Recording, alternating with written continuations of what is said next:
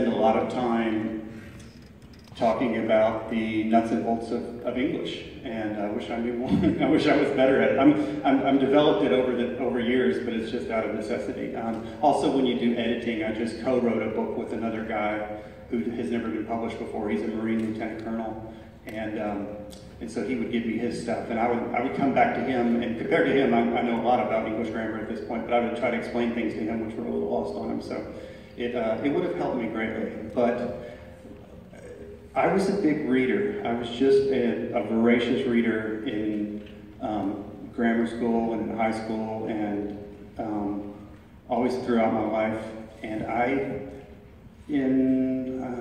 the year doesn't matter, but I picked up a book by Tom Clancy, and it was called Patriot Games. It wasn't his first, but it was the first one that I read, and absolutely devoured it and loved it. It was my first thriller, really, that I'd read. I read a lot of nonfiction, like history and that sort of stuff. And I got really sort of obsessed with that genre, the thriller, espionage, that sort of thing. I started picking up other authors, everybody who was out at the time, read everybody's books.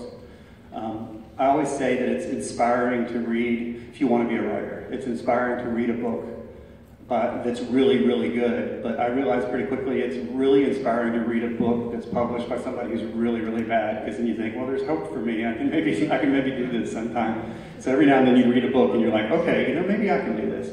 So I started picking around with an idea for a story, and I worked on it for so long that it started out with floppy disks, and it ended up on a thumb drive and several different versions of computers. The internet was invented while I was writing it towards the end. So I finished it after spending almost half my life on it, and then I went on the internet to see how to get a book published and what people were looking for in books. You would think I would have done that before, but there was no internet, so it wasn't possible.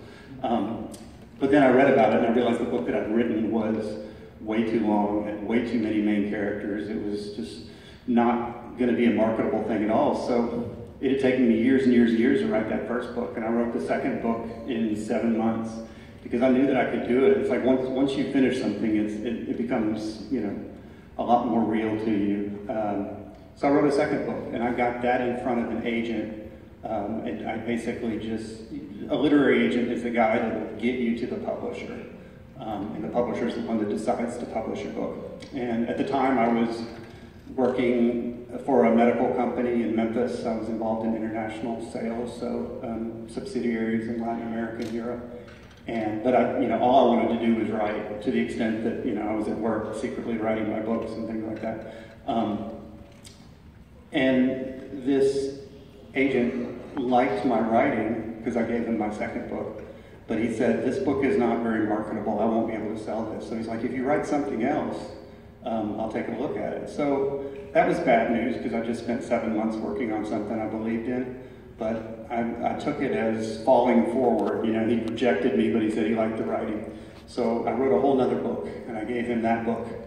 And he took a long time to read it because he has other big authors and all this other stuff. So I was just this guy that was sending him emails asking him to read my books. And he read that one and he called me up and he's like, well, I'm not going to tell you what you want to hear. I really like your main character. I really like one of the little subplots in the story, but the rest of the story is not interesting enough to me. He said, if you rewrote the whole thing with this hero and with this little subplot as the whole story, then I think it would be a great book. He said, it's good as it is. You could probably get a bunch of agents that will represent you, but I think you can do better and blah, blah, blah, blah. And I was kind of like, back up. You said there were agents that would represent me. Can you give me their names? That would be terrific, because I don't want to write another book. And I thought about it literally for about 2 days, very depressed. And I was like, you know what? I'm just going to tell myself that this is positive, that I know, now I know what he wants a little more carefully. So then I started writing another book just for this agent.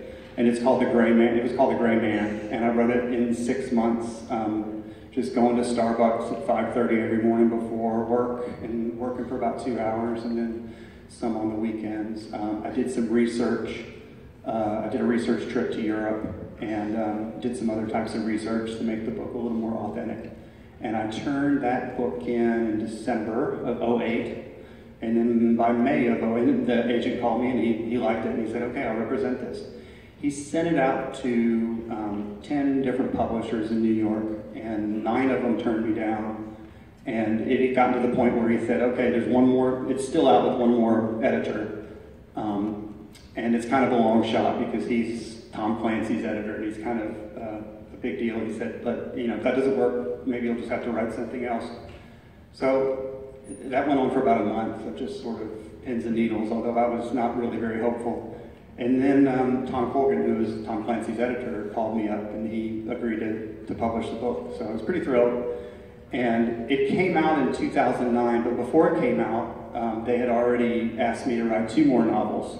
I was also working as a ghostwriter, which there's a difference between co-author and ghostwriter. A ghostwriter is someone whose name doesn't appear on the cover. Sometimes you read books and it's written by somebody other than the name. I didn't really know that before I was published, but I know it now. So that's ghostwriting. So I was ghostwriter on a couple of books. A military guy who had a nonfiction book,